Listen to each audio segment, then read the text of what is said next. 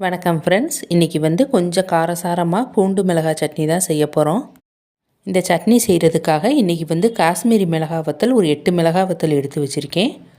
அது கூடவே கொஞ்சமாக புளி எடுத்து வச்சுருக்கேன். நம்ம சாதா வத்தலும் சேர்த்துக்கலாம்.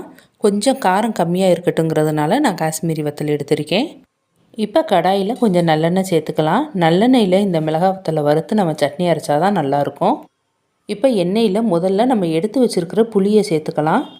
புளி லேசாக கலர் மாதிரி நமக்கு வறுபடணும். அந்த அளவுக்கு நம்ம வறுத்து எடுத்துக்கலாம். காரம் பிடிச்சு சாப்பிட்றவங்களா இருந்துச்சுன்னா இந்த சட்னி ரொம்ப பிடிக்கும். அதுவும் இந்த மழை நேரத்தில் இந்த மாதிரி சட்னி செஞ்சு சாப்பிட்டோம்னா ரொம்ப சூப்பராக இருக்கும். முதல்ல புளியை நம்ம வறுத்து எடுத்துக்கலாம். அதே எண்ணெயிலேயே மிளகாய் வத்தலையும் சேர்த்து வறுத்துக்கலாம். மிளகாய் வத்தல் சேர்த்ததுக்கப்புறம் அடுப்பை சிம் பண்ணி வச்சிடணும். கருக விடாமல் நிதானமாக வறுத்து எடுக்கணும். நம்ம இன்றைக்கி எண்ணெய் கம்மியான அளவு தான் நம்ம சேர்த்துருக்கோம். அந்த எண்ணெயிலேயே நல்லா நம்ம வறுத்து எடுத்துடலாம். நாலா பக்கமும் திருப்பி திருப்பி விட்டு பொறுமையாக நம்ம வறுத்து எடுக்கணும்.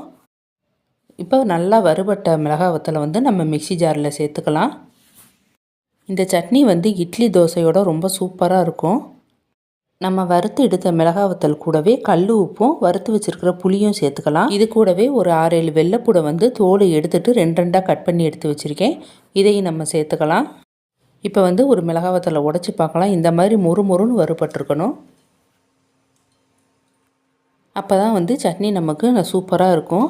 இப்போ நம்ம முதல்ல விப்பர் பிரெட்டில் 2-3 சுற்றி எடுத்துக்கலாம். இந்த மாதிரி நல்லா பொடி செஞ்சதுக்கப்புறமா இதில் கொஞ்சமாக தண்ணி சேர்த்து நல்லா நைஸாக அரைச்சி எடுத்துக்கலாம். மிக்ஸி ஜாரை திறக்கிறப்பவே பார்த்தோம்னா நல்லா கமன்னு சூப்பராக வாசனை அடிக்குது. இந்த சட்னியோட நல்லெண்ணெய் கலந்து நல்லா சுட சுட இட்லியோடு வச்சு சாப்பிட்டு பாருங்கள். ரொம்ப சூப்பராக இருக்கும்.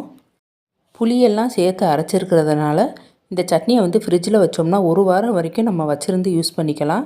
டேஸ்ட்டு மாறாமல் ரொம்ப நல்லாயிருக்கும். இப்போ நமக்கு நல்ல சூப்பரான பூண்டு சட்னி தயாராகிடுச்சு. நீங்கள் இதே மாதிரியே ட்ரை பண்ணி பார்த்துட்டு எப்படி இருந்துச்சுன்னு சொல்லுங்கள். தேங்க்யூ.